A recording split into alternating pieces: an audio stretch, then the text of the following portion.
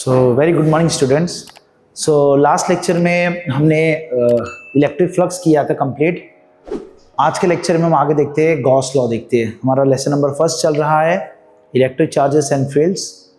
Class 12 का हमारा lesson number first है जिसमें हमने अब तक इलेक्ट्रिक फ्लक्स कर दिया है। लास्ट लेक्चर में आपने फ्लक्स किया था, उसको थोड़ा बहुत आप देखिए तो आपको गॉस लॉ बेहतर समझ में आएगा।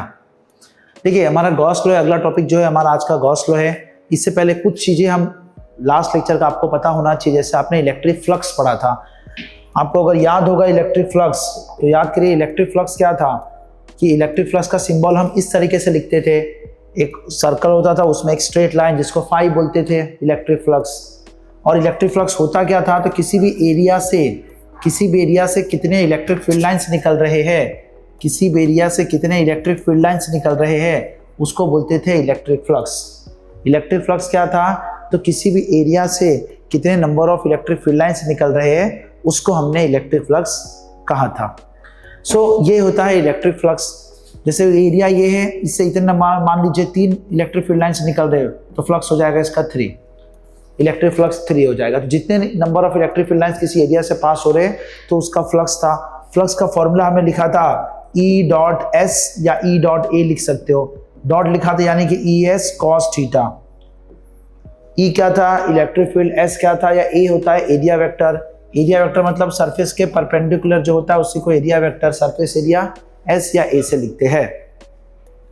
तो लास्ट लेक्चर में हमने ये देखा था कि इलेक्ट्रिक फ्लक्स हमने किया था, कितने इलेक्ट्रिक फील्ड लाइन्स निकल रहे किसी एरिया से उसको हमने बोला था इलेक्ट्रिक फ्लक्स। अब इलेक्ट्रिक फ्लक्स को देखो सॉल्व करेंगे ना आप। अगर आपको बोला जाए कि ये मान लीजिए सरफेस एक क्यूब है, ये आपके पास एक क्यूब है, अब इसके अंदर कोई चार्ज है, अब इसका फ्लक्स निकालिए तो आपको पता है ये एरिया है, इसका एरिया वेक्टर है, इस इलेक्ट्रिक फील्ड लाइन्स यहाँ जा रहा है, फिर ये एरिया का आप निकालोगे, इसका निकालोगे, इसका, तो इसको करने में बहुत टाइम लगेगा आपको और थोड़ा सा कॉम्प्लेक्स भी हो जाएगा। तो इलेक्ट्रिक फ्लक्स को ही एक सिंपल तरीके से करने का तरीका बताया गॉस लॉ ने। तो गॉस लॉ हम देखते हैं क्या होता है। तो आज का टॉपिक में हम गॉस लॉ करने वाले हैं। सो अब तक हमने देखा इलेक्ट्रिक फ्लक्स का फॉर्मूला होता है E.A या E.S। और इलेक्ट्रिक फ्लक्स को निकालना थोड़ा अगर आपको मुश्किल लग रहा है तो उसी को आसान करने के लिए साइंटिस्ट का नाम था गॉस। उन्होंने एक नया लॉ बनाया जिसको हमने गॉस लॉ कहते हैं। तो आ जाइए आगे देखते हैं गॉस लॉ क्या होता है। गॉस लॉ देखिए, गॉस लॉ क्या होता है, what is Gauss law. So according to Gauss law, the total electric flux linked with a closed surface is 1/epsilon naught times, ये आपको जो दिया है ये आपका 1/epsilon naught है। ये जो आपको दिया है ये आपका 1/epsilon naught है, एयर के लिए यूज होता है।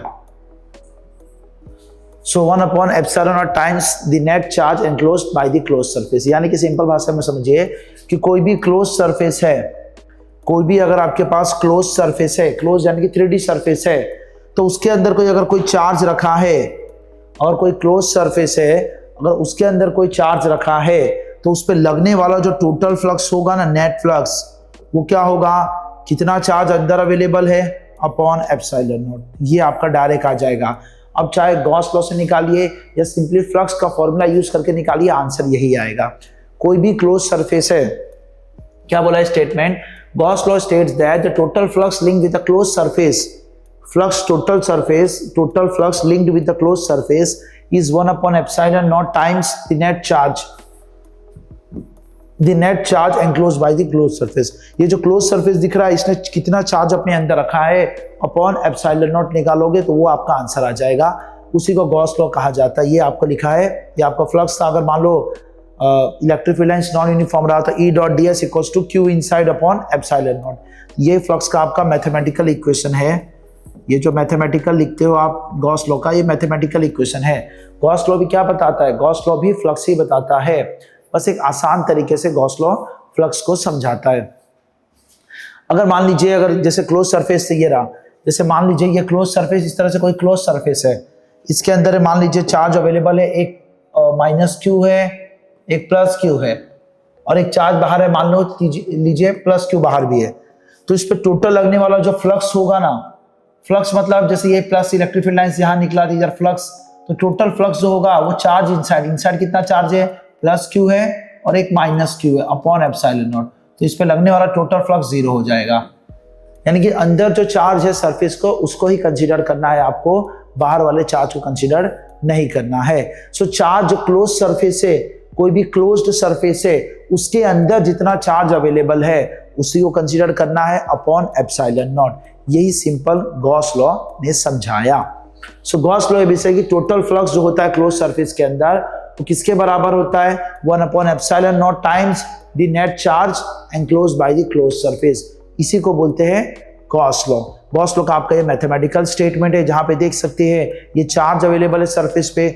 चार्ज से आपको बताइए प्लस से इलेक्ट्रिक फील्ड लाइंस बाहर की ओर निकलते हैं, माइनस से अंदर की ओर आते हैं, टुवर्ड्स आते हैं, ये चीज आपको लिखा है। तो इस पे जो लगने वाला फ्लक्स होगा Q अपॉन एप्सिलॉन नॉट होगा। चलिए और भी कुछ समझते हैं चीजें, जैसे कि समझिए ये आपने देखा गॉस लॉ का स्टेटमेंट, ये मैथमेटिकल स्टेटमेंट। अभी देखिए गॉस लॉ, अब क्या गॉस लॉ कोई भी क्लोज सरफेस ले लिए, जैसे एग्जांपल लीजिए कि ये क्लोज सरफेस है मेरा, ये एक मैंने क्यूब ले लिया, इसके अंदर चार्ज है तो इस पे लगने वाला भी फ्लक्स जो टोटल फ्लक्स होगा वो होगा Q upon epsilon not, Q inside upon epsilon not. अगर मैंने एक ऐसा सरफेस ले लिया, ये सरफेस है, इसके अंदर चार्ज है तो इस पे भी लगने वाला टोटल फ्लक्स होगा Q अपॉन एप्सिलॉन नॉट। अगर सेम चार्ज किसी भी सरफेस के अंदर है तो सरफेस पे डिपेंड नहीं करता, शेप और साइज पे डिपेंड नहीं करता है। जैसे मान लीजिए अगर तीसरा है इस तरीके से है, इसके अंदर अगर चार्ज Q है तो इस पे भी लगने वाला फ्लक्स होगा Q अपॉन एप्सिलॉन नॉट। अगर मान लीजिए छोटा सरफेस है, एक मान लो बड़ा सर्कल एक छोटा सर्कल है, इसके अंदर भी चार्ज Q है तो इस पे भी लगने वाला होगा Q upon epsilon not. So no matter कि साइज कितना बड़ा या छोटा है या शेप कैसा है, अगर कोई क्लोज सरफेस है, कोई क्लोज सरफेस है, उसके अंदर अगर सेम चार्ज रखा हुआ है तो उस पर लगने वाला फ्लक्स सेम ही होगा Q अपॉन एप्सिलॉन नॉट। तो ये चीज आपको ध्यान में रखना है, ये चीज आपको बताना चाहिए। दूसरी चीज जो पॉजिटिव जो आपका गॉस लॉ है वो एक और सरफेस के लिए होता है, वैलिड गॉसियन सरफेस के लिए। गॉसियन सरफेस, गॉसियन सरफेस क्या होता है, एक इमेजिनरी सरफेस होता है, ताकि हम एप्लीकेशन में समझेंगे। एक इमेजिनरी सरफेस होता है जो कि क्लोज सरफेस के आजू बाजू बनाया जाता है। जैसे समझिए कि एक वायर ले लिया मैंने, अब इसमें चार्ज मान लो अवेलेबल है, अब हमें फ्लक्स क्या बोला था, ये गॉस लॉ क्या बोलता है कि कोई भी क्लोज सरफेस के अंदर अगर चार्ज अवेलेबल है तो उस पर लगने वाला टोटल जो फ्लक्स होता है वो Q अपॉन एप्सिलॉन नॉट होता है। लेकिन ये सरफेस पे मान लीजिए चार्ज सरफेस पे अंदर नहीं है तो हम यहाँ पे एक इमेजिनरी सरफेस बना देंगे, हम यहाँ पे एक इमेजिनरी सरफेस ऐसा बना देंगे, इमेजिनरी सरफेस हमने बना दिया ऐसा करके। अब हम देखेंगे तो ये चार्ज अंदर हो गया, ये इमेजिनरी सरफेस के, इस इमेजिनरी सरफेस के चार्ज अंदर हो गया, तब यहाँ पे गॉस लॉ लगा सकते हो। और ये जो सरफेस होता है इमेजिनरी, इसको बोलते हैं गॉसियन सरफेस, इसको बोलते हैं गॉसियन सरफेस, एक इमेजिनरी सरफेस। सो ये चीज होता है गॉसियन सरफेस के लिए। बाहर की ओर अगर फ्लक्स निकलेगा, अगर चार्ज पॉजिटिव है तो फ्लक्स बाहर की ओर निकलेगा तो इसको बोलते हैं आउटवर्ड फ्लक्स।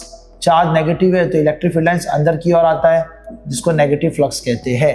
ये सब चीज आपको बेसिक पता ही है। सो अब तक हमने क्या देखा कि गॉस लॉ क्या होता है। गॉस लॉ मीन्स कोई भी अगर क्लोज्ड सरफेस है, कोई भी अगर क्लोज्ड सरफेस है, उसके अंदर अगर चार्ज अवेलेबल है तो उस पर लगने वाला जो टोटल फ्लक्स होगा वो होगा Q अपॉन एप्सिलॉन नॉट।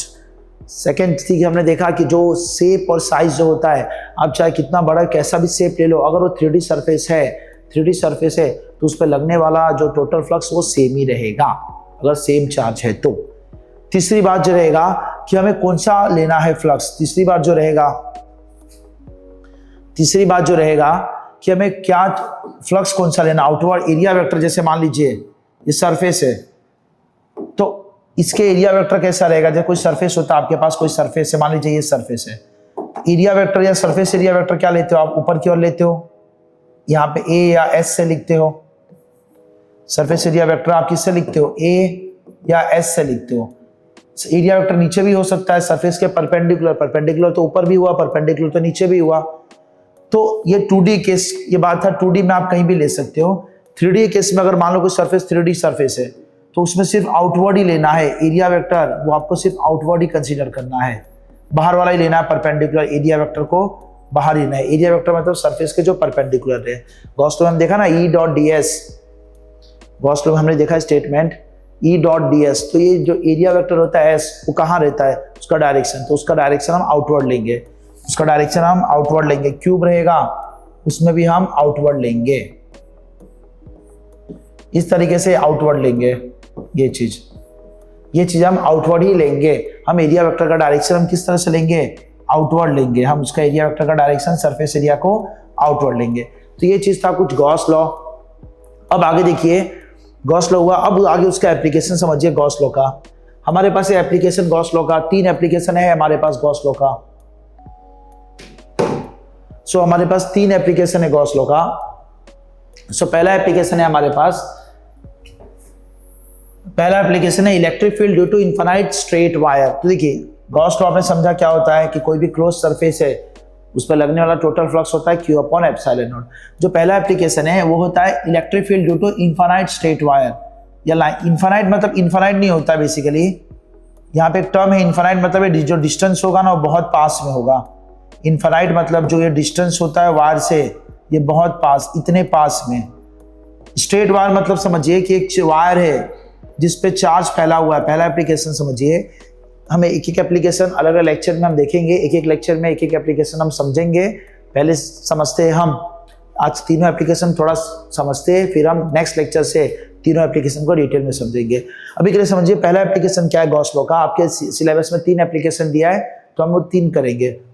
सो पहला एप्लीकेशन क्या दिया रहेगा कि कोई वायर है या कोई सरफेस रॉड है, कुछ भी मटेरियल है, उसके सरफेस पे चार्ज डिस्ट्रीब्यूट है। तो आपको बोला इलेक्ट्रिक फील्ड फाइंड करो। इलेक्ट्रिक फील्ड आपको r डिस्टेंस, इस पॉइंट पे इलेक्ट्रिक फील्ड का फॉर्मूला क्या होगा वो आपको निकालना है। इस पॉइंट पे इससे r डिस्टेंस दूर इलेक्ट्रिक फील्ड का फॉर्मूला क्या होगा वो आपको निकालना है इस स्ट्रेट वायर की वजह से। यहाँ पे चार्ज एक सिंगल नहीं है, कंटिन्यूस चार्ज डिस्ट्रीब्यूशन है। कंटिन्यूस चार्ज डिस्ट्रीब्यूशन लिखते थे lambda, charge per unit length. ये आपको यूज करना है पहला एप्लीकेशन। दूसरा एप्लीकेशन क्या आता है, electric field due to infinite plate sheet,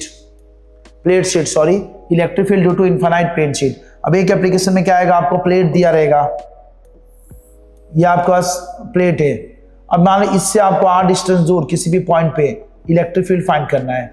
अब बात कीजिए इनफाइनाइट मतलब क्यों लिखा है। इनफाइनाइट मतलब जो लिखा रहता है, इनफाइनाइट मतलब ये डिस्टेंस बहुत पास में होगा। अब किसी चीज को पास से देखोगे ना तो आपको बहुत बड़ा दिखाई देगा, किसी चीज को पास से देखोगे तो बहुत बड़ा दिखाई देगा, तो इसीलिए हम उसको इनफाइनाइट लिखा जाता है।